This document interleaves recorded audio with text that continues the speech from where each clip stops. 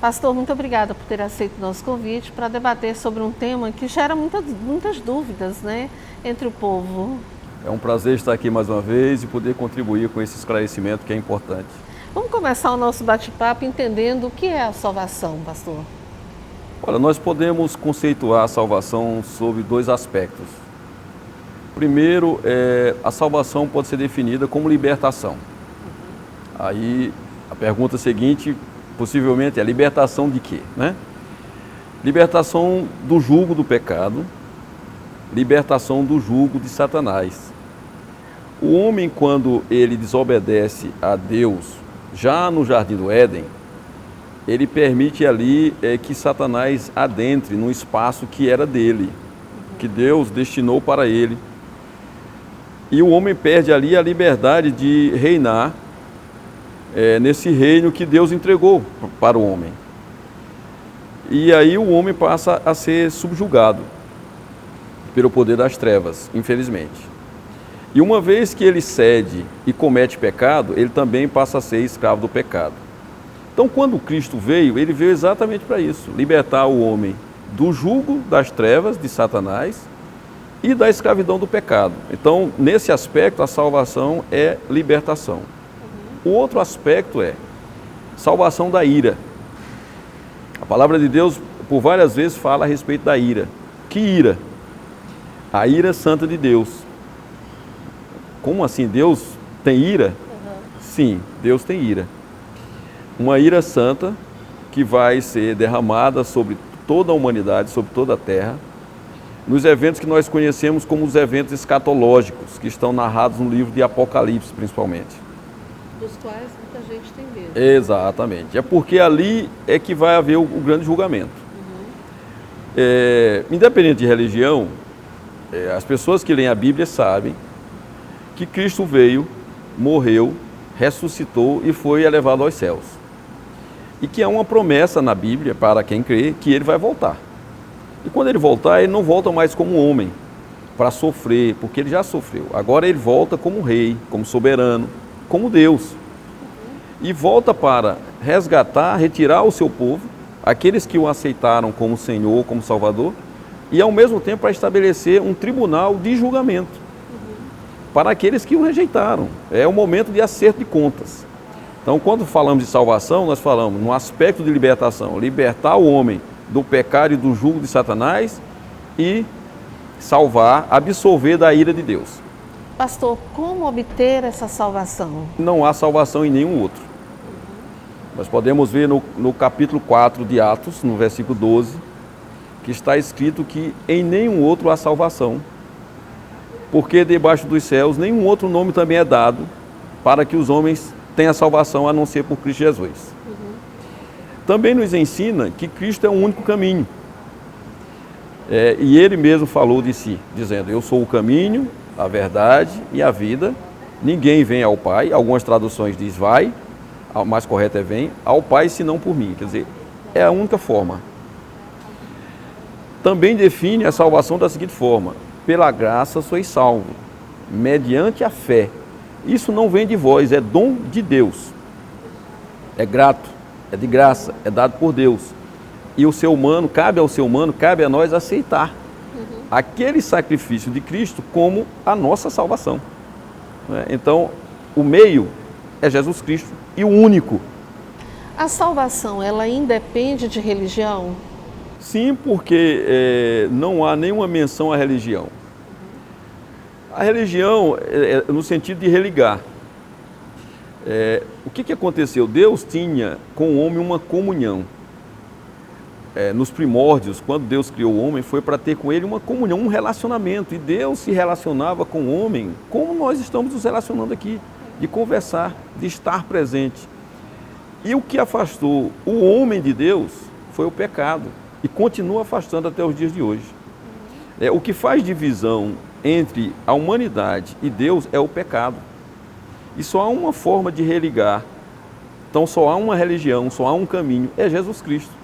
Então, qualquer religião que adote Cristo como único Senhor e Salvador, vai realmente fazer com que os seus adeptos alcancem a salvação. O problema é que hoje as religiões se afastam disso.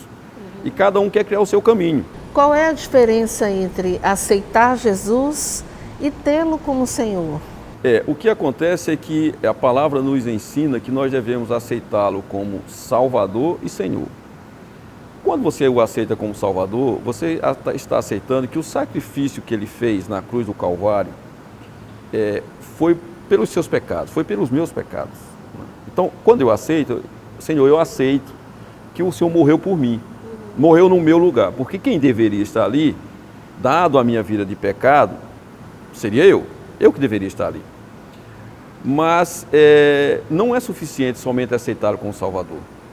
Porque se eu aceito como Salvador, se eu reconheço que Ele me salvou, que Ele entregou a vida por mim, eu devo então caminhar com Ele. Então, aceitá-lo como Salvador é a porta. Aceitá-lo como Senhor é o caminho. Aí vem a obediência. O problema é que as pessoas querem a salvação, mas não querem o senhorio. Porque o senhorio significa abrir mão de algumas coisas. Que coisas são essas? Coisas boas? Não. Coisas más. Só que nós não julgamos da forma correta. Muitas coisas que há na nossa vida e nós precisamos deixá-las, parece que são as coisas que causam felicidade para nós. E pelo contrário, o que Cristo nos ensina, o que a palavra nos ensina, é abrir mão exatamente daquilo que nos faz mal. E quando nós verdadeiramente obedecemos a Cristo, nós temos vida. E aceitar o senhorio dele é obedecer. Resumidamente e objetivamente é obedecê-lo, obedecer a sua palavra.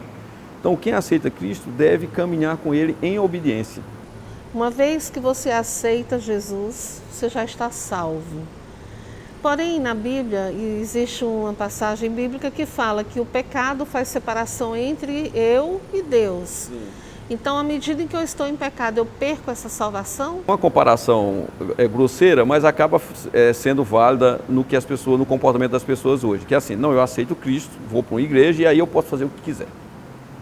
Primeira coisa que tem que estar claro é o seguinte, quando se aceita verdadeiramente a Cristo, não se tem mais prazer no pecado. Quer dizer que a pessoa não peca mais? Uma coisa é você pecar, eu pecar, de forma acidental, contra a nossa vontade. E nós pecamos diariamente, em pensamentos, em sentimentos, em reações, só que não é premeditado. É algo que quando a gente faz, a gente se entristece, a gente gostaria de voltar atrás, a gente se arrepende, a gente quer logo se reconciliar com Deus, porque a gente sabe exatamente o que você falou, que o pecado nos distancia de Deus. Quando as pessoas fazem isso deliberadamente, planejam pecar, têm prazer no pecado, essa pessoa nunca aceitou Cristo. Ela, por conveniência, está numa religião, seja ela qual for, está frequentando, sabe, enganando-se a si mesmo.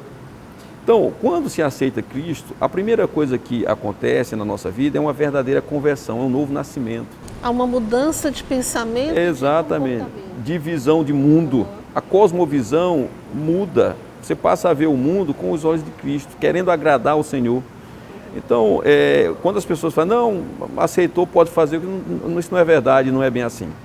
Cristo mesmo falou, quem perseverar até o fim será salvo. Quem perseverar até o fim. Então, e o caminho, ele falou, a porta é estreita e apertado é o caminho. Então, você aceita, mas tem um caminho, nós estamos aqui caminhando. E todo dia uma luta. Porque todo dia há uma tentativa de nos atrair para a porta larga, para o pecado, para o distanciamento de Deus, que é isso que o inimigo das nossas almas, que é Satanás, quer, nos distanciar de Deus. E nós devemos lutar, porque o que nos espera na eternidade é algo maravilhoso. E que se a gente soubesse e valorizasse, a gente ia abrir mão de muitas coisinhas por aí que às vezes a gente deixa passar na nossa vida e atrapalha o nosso relacionamento com Cristo, que é o Rei, né? O dono desse reino para onde nós vamos. Pastor, a Bíblia pode ser considerada como regra de conduta para quem aceita Jesus? A Bíblia traz tudo o que a gente precisa para ter uma vida de paz, de bom relacionamento com Deus, de relacionamento com o próximo. Se nós verdadeiramente, a humanidade de forma geral, vivesse de acordo com a Bíblia, nós teríamos outro mundo, outras relações, paz, felicidade. O problema nosso é que nós não conhecemos. Primeiro ponto. E quem conhece não pratica. Se a gente conhecesse verdadeiramente a palavra de Deus e se esforçasse para colocar em prática aquilo que nós aprendemos na palavra, nossa vida, de forma geral, seria outra. Então, tudo que você precisa, como é que eu me relaciono com meus filhos, meu cônjuge, meus pais, meus colegas de trabalho, minha vizinhança, está aqui. Cristo ensina, a palavra mostra. Para quem crê. Para quem crê. Então, o primeiro passo é conhecer. Como é que eu vou conhecer? Por que as pessoas muitas vezes dizem, mas aí cada um tem sua interpretação? Por que você depende de outro para interpretar para você? Por que você mesmo não lê? As pessoas reclamam disso, né? Dizem, mas os pastores, os padres, cada um diz uma coisa. Ok. Se você acha isso mesmo, você tem todo direito e acesso à palavra. Então vá você mesmo ler e tenha você mesmo a sua própria interpretação. Porque não é palavra de pastor, não é palavra de padre, não é palavra de quem quer que seja, é a palavra de Deus. E essa é que tem que prevalecer. Então, quando você abre a Bíblia e reserva um tempo, você está, na verdade, ali ouvindo de Deus. E essa palavra é que faz diferença. Quando você reserva um tempo, você está orando, lendo a palavra, você está ouvindo de Deus, aprendendo de Deus. E aí as dúvidas, o Espírito Santo, que é o grande revelador, inspirador dessa palavra, vai tirando em cada um. Só que as pessoas não querem, infelizmente. É o tal do caminho estreito, né, pastor? Exatamente. Eu conversei aqui com o pastor Zenaldo Oliveira sobre salvação, como obtê-la, e enfim, é um tema que realmente nos leva aí, se pudéssemos, a um tempo bem maior. Então, pastor, já fica aqui o convite, né, para voltar ao programa, para que a gente possa estar conversando um pouco mais sobre a palavra de Deus.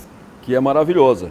E eu quero deixar, para finalizar, um versículo que está lá em Romanos, no capítulo 10, versículos 9 e 10, que diz assim: se com a tua boca confessares a Jesus como Senhor, e em teu coração creres que Deus o ressuscitou dos mortos, serás salvo. Está aí o segredo da salvação. Simples assim, né? Agora resta a pessoa tomar a decisão. O mais difícil Cristo fez. Verdade. Não é? Muito obrigada, então, pastor Zenaldo Oliveira, conversou aqui conosco hoje no programa Referencial. Muito obrigada. Obrigado, Dispone.